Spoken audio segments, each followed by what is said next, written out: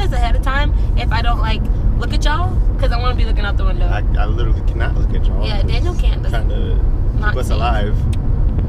But where are we going? I know you're wondering. Where are we going, baby? We are on the way to Roanoke, Virginia right now. Roanoke, here we come! Where are we going? Virginia is actually where we met. Yes. And it is our 1 year anniversary. It's our anniversary. Yes. Anniversary. It is our anniversary today, actually. 1 year. As we're recording this, it is October 19th. Baby. And it's been a year. Baby, we've been together for a year. Man. It's actually kind of wild. Kind of wild. But yeah, okay, so our topic for today. Wow. Oh, Jesus. Wow, yeah. Hard turn. You want to just ease that? All right. Skirt, skirt. Our topic for today is one that's pretty interesting, I would say. It's a difficult topic that a lot of people try to run from, but it's necessary to talk about. I would say it's one of those things, it's a taboo for some reason in Christian households and churches and stuff. Even though it's a gift. So if you haven't figured out, we're going to be talking about sex. Sex? Let's talk about sex, baby. Let's talk about... No, we're not talking about you and me. No. No. No. Okay, that's it. Okay. That's not the same song that I was singing. Oh, it's not? What was you singing Pretty Ricky. I was singing, let's talk about sex, baby. Let's talk about... Is that where he got it from then? Probably. Let's talk about sex. Let's talk about sex. Wow. I don't even know what song they do. Really? I don't know what you're talking about. He's not cultured. I was raised in a Christian household. Oh, but you know Pretty Ricky. Hey, I learned that from high school. High school twisted me. Wow, but doesn't high school do that to us though? It does. Cause like Very true. I remember the first time I heard the word like penis. Oh. Yeah. Penis. I was like my little, you know, sanctified ears. I didn't know what was happening. A girl, my freshman year of high school, a girl was pregnant. Like I thought that was crazy. I didn't. Wait, freshman year? Yes. Oh my god. Yeah, but I mean, granted, she's been dating the dude since like middle school. They actually are married, but it was like good. It was like crazy to me. Like the thought of sex, it was just one of those weird things. It's funny because I lead a middle school girls e-group, and this past month we were talking about sex, and when I asked them what they thought about sex, they said it was gross. Yeah. They was like, it's nasty. It was like, why do you think that? It's interesting. And they didn't have a real answer, but it's funny how society twists and turns the gift that God has given us because we've taken it out of the container of which it belongs. We're drinking a bottle of juice and water's coming out. And we're like, this isn't taste good. Oh, because it's in the wrong container. Yeah, I know. I was like, what are you talking about? Sex is juice. Drinking a bottle of juice. But out of the wrong container. Yeah. Water is pure. It's very. But we're like, that's not what I expected. It's because you have it in the wrong container. That's interesting. And like you said, in middle school stuff, I wasn't the best, but there's this girl in my school. Who this girl? No, her name was a joke to other people. I was about to say, we're not going to say her name, baby. We're not going to say her name. I can't. I was going to say it, but... I know you were. We can't say her name, baby. You got to leave that. It was a joke to people, but it was like a sexual joke, and I didn't understand it because I wasn't... She got around town? No. Oh. Like, she was a great person. She is still a great person, obviously, but, like, her name was a joke. And I was like, I don't understand because it was a sexual joke, but I wasn't... You too holy and sanctified. He grew up in a Christian household. Yeah, something like that. But yeah, that's interesting. But sex in general, how do we get to where we are now in this society? Like why are we at a place where things have come like this? In churches and all that stuff as well. Like, it goes back to the sense of like, I think so many people struggle with sexual sin that we don't know 100%. How to tackle it. Tackle it? How do you even spell tackle? Tackule. What is a tackle? What just happened? I don't know. Tackle. We don't know how to tackle it. That was interesting. Yeah, I don't know what that was. But, and so because we don't know how to tackle it, I feel like this, obviously, I say that all the time, this obviously is not true. I don't know. But like, I just feel like pastors it's probably harder to talk about in congregations because people don't, that's a sin that everyone, I would have to assume everyone at some point in their life has struggled with sexual sin. May it be porn or sex out of wedlock or all these different things. And so because it's such a large thing that people deal with, people aren't wanting to talk about it because they don't want to push people away. Yeah. But it's something that needs to be talked about because people don't know. It's 100% true. It's one of those things like, do you want to draw people in, or do you want to help people out? Right. And the people who talk about, or the congregations or churches who talk about sex, you can tell they're not afraid to tell you how it is, like, for real. Yeah. Which is a struggle, because you also, like you said, you want to help people, but like you want them to come and get comfortable in your home before you start attacking them. So when it's a good time to be like, so I heard you was living with your boyfriend, you not married. Though. Like, how do you do that? Black churches have that bad reputation of turning people away if they have any kind of sin or shame on their life. You lied? You can't come to this church. Knowing good and well we all struggle with things. It's like, okay, why do you do that? Yeah. It's really interesting to see that people don't see the church as like a safe haven. Safe haven, exactly. The place where people go to get help. So what is sex, baby? Sex? Yeah. It's a gift from God that God placed to us, or gave to us. Do you want to mention scripture here? Because I was... Well, no, say what you're going to say. I was going to back you up. God is good. Go ahead. Go ahead with the scripture, baby. Go ahead with the scripture. Or scriptures that we have. We found a couple of scriptures just to kind of back up this conversation, because we obviously don't want to just talk and have nothing to back it up. But did y'all know there's a whole book of the Bible about sex? Babe. And getting... A whole book of the Bible. Getting real interesting. What book of the Bible? Song of Songs. Song of Songs.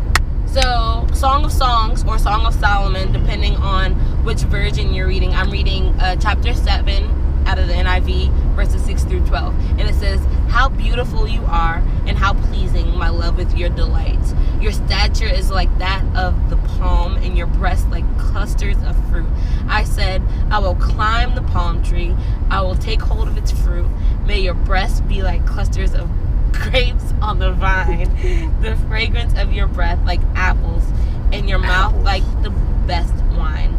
May the wine go straight to my beloved, flowing gently over lips and teeth. I belong to my beloved, and his desire is for me.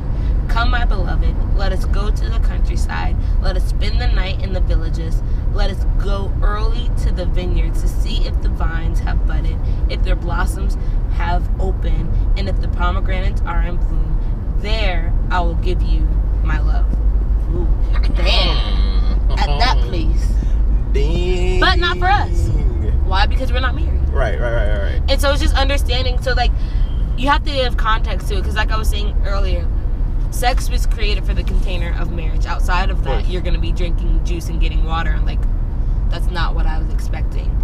I also have heard it before said, looking at fire. When you look at a fire in a fireplace, it's beautiful. Yeah. It does what it's supposed to do. But if you just let fire roam rampant anywhere, it destroys. And that's like sex. And with water. Same thing. And with water. Wow. Yeah. Wow, I didn't think about that. In a bottle, it's good. Yeah. And then floods and all that stuff.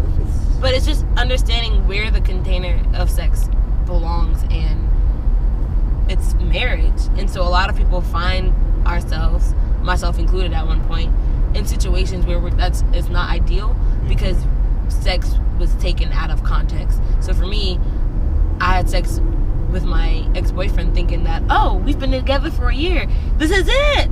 We've made it. We're going to be together forever. Mm-hmm. Granted, we were together for 5 years, but... About the same time as me. Yeah, but it ended, in that ending of our relationship, I wasn't good for another 2 years because not realizing the hole that sex creates. Dang. I was about to say, I don't know how long. I'm like obviously not keeping track, but I think it might have been around. God, baby, we've learned that God was our lines was. Hey, you right though, guys. We was walking together separately, but it was just understanding that like sex is more than just a physical thing. Mm-hmm. It's an emotional thing. It's a spiritual thing, and it's an attachment. And it's an attachment. Soul ties. I will never forget the moment a friend of mine told me about soul ties, and it changed my life. only because it made sense to me. It does. It makes because I was like, sense. why am I dealing with this tension of just like unknown and frustration, and unwanted attachment with the person that you had sex with afterwards because of the hurt that they put you through. And so it's interesting because for us, we've never had sex, right? And so a lot of people ask the question of, well, how do you do that? How do you stay pure? You just have to understand what you want, right? And that's a thing that we've dealt with personally. Us two, like we said, we both had sex with our exes or whatever, and we've dealt with that situation. We've dealt with the soul ties. We've dealt with that kind of thing. And one thing, entering this relationship, we both agree, like, yo, this is gonna be different. We're not gonna do things the same way that we did before. That's dumb to do things the same way and expect a different result. Isn't that the definition of something? I can't remember. Insanity. To do the same thing over and over, expecting a different result. Yeah. And it's dumb. You can't do that. Go down a road the same way and expect to get to a different destination. Exactly. That's not how it works. So when we started our relationship, like he said, that was one thing that we wanted to do. Like, this is gonna be different. Is it easy? Oh no. No. Oh no. It's because, it's funny, this is how I explained it to my middle school girls. Our bodies are scientifically created to recreate. Yeah. That's literally what we're created to do. Be fruitful and multiply. So as females, we have our monthlies, and it's literally a trigger for us, like, hey, there's an egg ready to be cooked. Is there an egg? Cook it up. And then, so our bodies are literally wanting to react to that. And then men, we have every day. No control. Every day. No what control. You mean? We ready. Literally. We ready, boy. Like, literally. So it's literally. What you mean? Never mind. Go ahead. What you got to say? You said no control. We got control. Some people, okay, well, we ready every day is what I'm saying. Like, we there. And we ain't got no time limit. Like, hey, you. Right.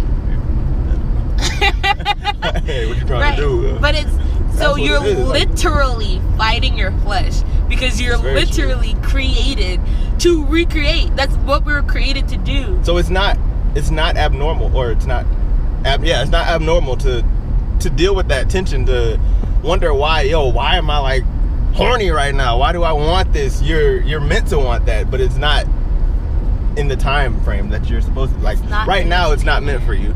Right, exactly. It's not in the container you're supposed to be in. You're supposed to be waiting for marriage. But again, you think about this kind of thing, and that thought process brings me like to the idea that Jesus went through every struggle that we go through now, and it's weird to see Jesus to deal with that. I never thought about it like that. It's weird to think about it, but he had to. He dealt with every struggle that we dealt with. So he dealt with being horny. That's so weird. That's so weird. Oh my God. It's like he dealt with that though. Like, that's Jesus. Yeah. That's very weird. We're going. But it's true though. It's temptation. Yeah. It's temptation. Jesus himself was tempted in so many different ways. So for us to think that we would never ourselves be tempted, like, it's foolish. It's foolish to think. But how do we do it? Like, and I'm not gonna say that we don't struggle. We're human beings. We struggle. But it's a matter of setting boundaries and knowing. You have to set the boundaries to know. Another one of the things, I'm gonna keep referring to my girls because we literally just had this conversation the other day. But like, one of the things that I told them is like, you have to know what your boundary is before the person gets there. Oh, of course. Because if you don't know what that boundary is, then you can't build a wall once the foundation is already broken. Right. Like, at that point, it's done. Perfect. So you have to set that boundary, knowing like, okay, when I get into a relationship, we can't do this. Like, when I first met Daniel, our first kiss, it was one of those things where it's like, oh, it was our first kiss. But literally, I felt instantly convicted because I wanted to do things differently the next time I met a guy. And so God literally shifted my heart, and I had to text Daniel the next day. I was like, so that was all cute and stuff. We ain't doing that no more. But I'm not your girlfriend, so you can't ever kiss me until that's the thing. That was hard. You was hurt? I ain't gonna lie. But I mean, I understood it because I wanted the same thing, and I didn't want to go down that path. So I was like, okay, well, I'm perfectly fine with that. And so it's just like, you have to have those boundaries, and everyone's boundaries are different. Some people don't kiss until they're married. That's crazy. Which is interesting, but I've heard that a lot. Yeah, that's a challenge. That's a challenge. Some people, they have really good accountability partners, and their accountability partners at 11 o'clock. Where are you? If you are not at home, you need to get home. And so it's understanding the need for you and what works for you. For us, it's different. For us, it's understanding like where our boundaries are, having those conversations beforehand, and just understanding like, hey, this is a gift. This relationship is a gift that God has given us, and we have to honor God with the gift because He has the ability to take it away at any point that He deems us not worthy of it. That's weird to realize too. And so that's like understanding that, like, hey, this is something that God Himself has given us and has trusted us with. How are we going to treat it? Are we just gonna just take advantage of it? It's one of those things that, like, when you get this gift that you've always wanted, like when you were a kid, think to that one gift that you always wanted, and then your dad or mom finally got it for you. You treated that thing like it was the best thing on the block because you like, bruh, I finally got that new PlayStation 2. That new PlayStation 2. So I'm gonna dust this thing off. Or shoes, bruh. When you get a fresh pair of J's, bruh, you got your toothbrush every day and you put them back in your box. And if somebody step on them, you step on my... Hey, dog. Hey, bruh. But we gotta treat each other the same way. So we gotta keep it pure. It's a gift. Like, and you don't want to put anything on it or make it in any way to that understanding. God, we honor you with this. We're not married. We hope to one day be. But until then, we have to keep things in the container that they belong in. Which is not... It is hard. It's not easy. It's not easy whatsoever. If we're being real, it's not easy. But I feel like for us, it helped. It helped going through it before. I don't know about you specifically, but for me, for sure, going through the struggle of seeing or going all the way and then seeing how that literally ruined my mindset, ruined everything that I thought love was and all that stuff. Going through that process, exactly, it changed my whole. It became one of those things where that was it. There was nothing else. Right. That was the focus. If you didn't do that, then it's like you don't have any. That's your foundation. Yeah. That soon becomes your foundation. It sucks, but going through that process and failing kind of made me realize that, yo, I don't want to go that route. Next time I do this, I'm doing it the right way. I'm going the way I want to and the way God wants it to be. So that helped us in this. And so that leads me to 1 Thessalonians 4:3-5, and it says, "It is God's will that you should be sanctified, that you should avoid sexual immorality, that each of you should learn to control your own body in a way that is holy and honorable, not in passionate lust like pagans who do not know God." So it's basically saying, because we know God, we should keep ourselves, control our own bodies. I can't control Him. I can only control myself. So, like I said, it's a challenge to be pure. Like like I said, our bodies are created to recreate. So that's what we want. So if Daniel slips up, I have to be controlling my own body. I have to be like, hey, bro, what you doing? No, you remember what we said? And vice versa. If I'm 100%. Like, hey, yo, you looking a real good over there. What's going on? He got to be like, hey, babe, whoa. What's the bigger picture? Because at the end of the day, we can't fuel ourselves right now expecting longevity later on. We have to wait and understand that, like, no, the gift is later on. That's later on. So are we willing to wait and have it in a container that it belongs in? Right. Or are we wanting it now, just for simply now, and then potentially ruining the future? So if we're being honest, you're willing to throw away all of God's gifts in a couple of minutes now, instead of having so much more in the future. Like, I don't know, it's hard to picture though. I feel like for today's society, you go through the motions, and you're exposed to that kind of thing very early. Oh yeah. And it's such a challenge, because for me personally, I feel like I vividly remember being exposed to like sex and all that stuff literally in kindergarten. Oh wow. Like literally. I can vividly remember one female like going through all that stuff, and it's like, yo, how early does it actually reach our children, or not our children, I feel like a lot our generation earlier than we realize, and it's getting earlier and earlier. Like any type of sexual sin. So like same sex, that's a sexual sin. Yeah. And my middle school girls in the 6th grade were dealing with that, and I'm just like, it baffled me because it's getting younger and younger. But at the same time, we didn't realize that there are probably people when we were their age dealing with that. Just because we weren't doesn't mean other people weren't.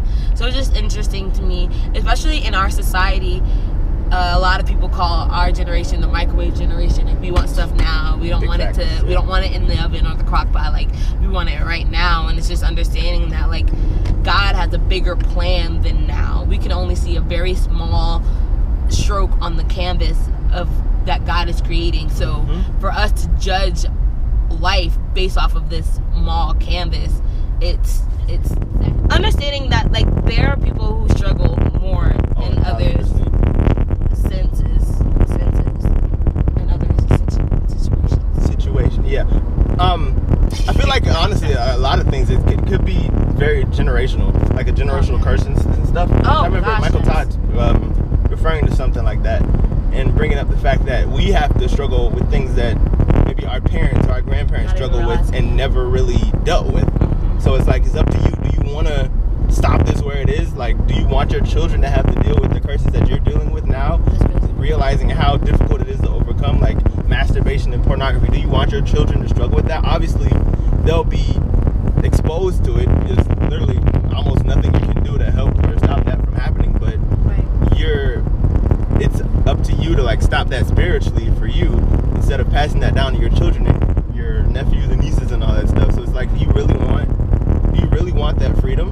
And it's crazy because that's essentially why I decided that I wanted to be married, because for me, marriage is not a big thing in my family. I mean, it is, but it's not.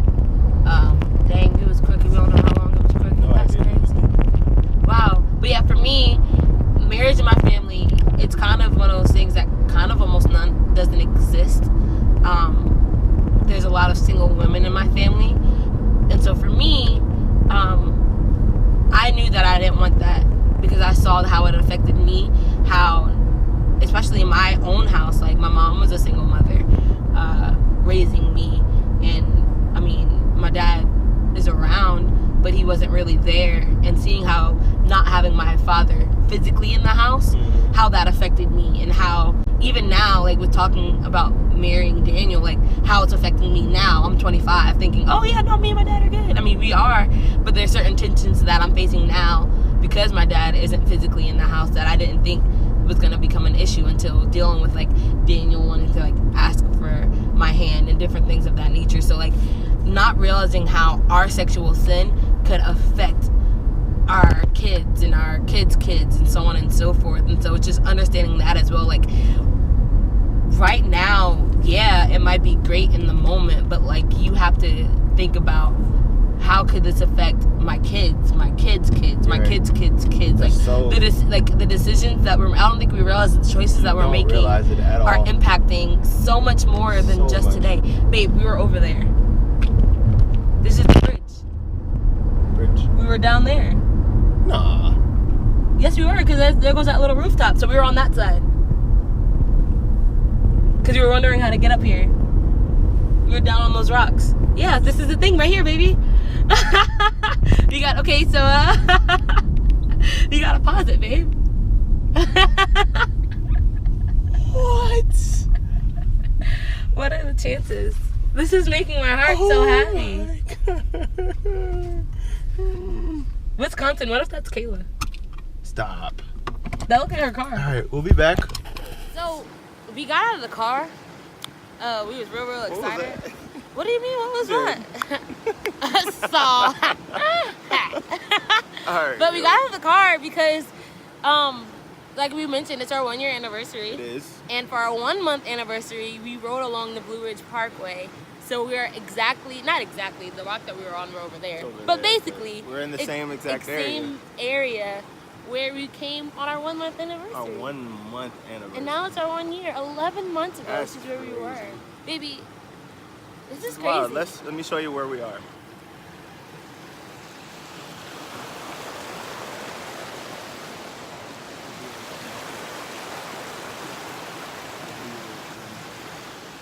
Two hours later. That was great, baby. Oh, it was actually amazing. Man, that's wild. Seatbelt. Oh, you're right. Of course. Safety first, people. Safety first. Safety first, of course. But back to what we were saying. Right. Understanding that the decisions and the choices that we make today doesn't just hinder today or affect today. It affects our future. Our future. Generations that we don't even realize or think about. It's having that understanding. I feel like, we touched on that though, about the struggles of this generation and how they have to deal with that sexual tension. But again, that goes back to the decision that we make for ourselves. Yeah. We struggle with that. We in our generation now, we struggle with the tension of sex and how to overcome that. Because, I mean, that's another question though. Like, a lot of people don't care. They don't care about the future and all that stuff. If we're being honest, it's pretty obvious that you don't care because you're not paying attention to it. You're just living for the moment.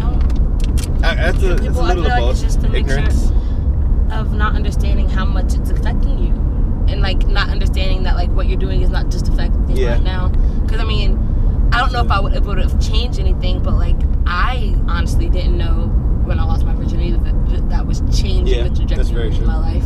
Like I didn't know. Didn't know the seriousness of it. Right. Because it's not taught. No one talks about soul ties. Like I didn't learn about that until I got to college, and it wasn't like something I learned in a church. It's a friend of mine was talking, so thank God for her. But like I didn't know what soul ties were. It's very interesting though. Like, well, do you feel like the next generation growing up, if they do get that knowledge, will they?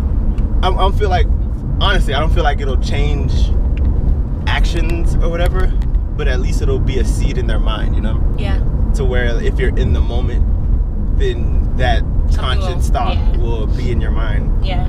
That's all you can do. You can plant seeds, and you can't really control the soul. Because I feel like, honestly, even if for us, if that was in my mind, I probably would have thought about it in time. But being young and wanting to explore and all that stuff, I probably would have still went through. Thankfully, honestly, now looking back, obviously, thankfully, but in the time, I mean, still, thankfully, I went through all of that. Because if I didn't, then I wouldn't have known to not do that, and if it makes sense, and stop and actually focus on what I need to focus on. Yeah. So, dealing with that, how do you feel like? I know some people have asked us like, what is our ways of dealing with that sexual tension? Obviously, we're in a relationship. It's been a year to the day. Obviously, yes, we do struggle with the idea and the topic of sex or whatever, but we still, again, haven't had sex. It's a tension that we face, and it's something I feel like you definitely have to. Obviously, you have to verbalize and communicate that what your boundaries are, like we talked about before, and what your expectations are in the relationship. Oh yeah, we didn't touch on that, expectations, because a lot of people don't have that conversation, so there's expectations that are not being met and people just don't know. So somebody might be crossing your boundary, but you didn't even put out, hey, this is an expectation, this is what's not going to happen, this is what is going to happen, and if you're not okay with that, well then we don't need to be together. That's a conversation that needs to have before the relationship begins. Like I said, when me and Daniel's first kiss, that opened up the door for like boundaries. Let's set them. Yeah. And so it's like understanding for you before like I said before the relationship even gets here, before you even have the opportunity, before you even meet the person, right now in this moment, know your boundaries. Know your boundaries. You can only control yourself. So what are you doing for yourself to make sure that you yourself are remaining pure? Like First Thessalonians said, like you have to control yourself to be holy and all these other things, because we know who Christ is. You can't act as the pagans that don't know Christ, because you don't have that excuse. You know Christ and you've been redeemed. So what are you doing? What are your boundaries? So I would encourage you, if you don't have boundaries today, set them. Set them after watching this video or in the next few days. Sit down and really think, what are the boundaries? Where are my weak spots? Like if you know your weak spot is 10:30 and I start acting reckless, then you might need to, one of your boundaries might need to be at 9:30. Don't even get to 10 o'clock. At 9:30, wrap this up or be around a group of people. Whatever that needs to be for you. Do not disturb on your phone. Something. Do what you gotta do. Something.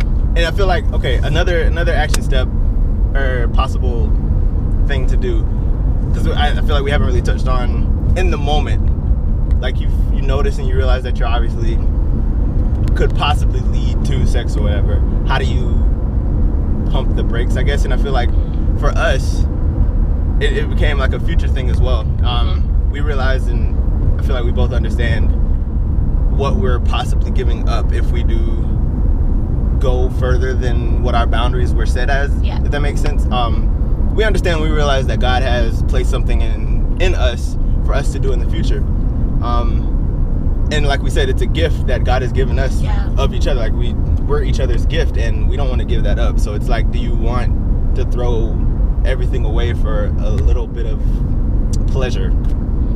Which, in the sense, in marriage, is an act of worship. Exactly. So it's not, you're not worshiping God if you're not married. Yeah. And so understanding that, like, hey, this is something that God created, and I don't know how many times we can say it, but like, this is something that God created for marriage, and so we want to honor that. Like Daniel said, we understand that God has called us to something greater, and so we're not willing to throw that away simply for our right now desires, because our future plans that God has for us is literally, if you just wait for marriage, then you're free to do it. Listen, you're free to go at it, dog. Like, that's you if you just wait for marriage. But I feel like that's something that people struggle with. Yeah. But if you think about the rewards versus the right now pleasure, it's not worth it. So, saying all of that, how would you wrap up? Like, what is your action step? So mine is, know your boundaries before the relationship comes, before you meet that person, before any of that takes place. In your season of singleness, set your boundaries now. Right. I feel like that's the same, if not similar, or just similar for me. I'd say set your boundaries. And it's kind of a thing where you have to sit and know God, sit and talk to God, and realize what future He has in store for you, and what you're possibly giving up for your little bit of satisfaction that you have. Because every time that you're doing this, you're giving up something that God has bigger for you, obviously. Because what He has for you is to wait for marriage, obviously, and that's a gift that He's given us. But if you're throwing that away, then that's literally you just telling God, yo, you can't trust me. Yeah. So deal with it. You gotta tackle it. It's tough. It is tough. So tough. But it's necessary. It's worth it. Yeah, that's for sure. And I mean, we're saying that not in knowing faith. what. We're saying that in faith. Yeah. But yes, that is our conversation and our topic on sex. Obviously, I feel like there's more to talk about with that, but it's a loaded topic. That's for sure. Topic.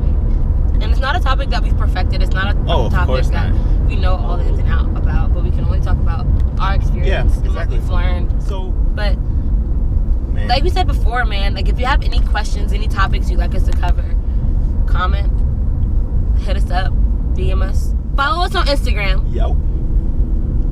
Lovable Geek. Lovable, I may have spelled it wrong, but it's fine. LOVEABLE_geek. Instagram. DM me. Let us know if you got any questions. Yeah. We here, and mine is Daniel DMac. So hit us up. Let us know. Huh? He'll put it on the video. I had an underscore? Yeah. It's fine. See ya. See ya.